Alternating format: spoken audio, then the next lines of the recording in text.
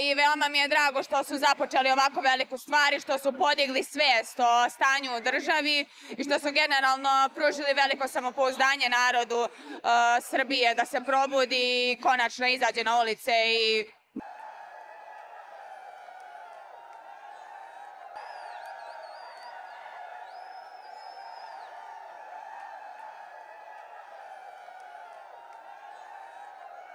Znači mnogo smo toga prošli, vidjeli ste i sami šta se sve dešavalo i stvarno sad ne smemo da stanemo, moramo i dalje da pumpamo.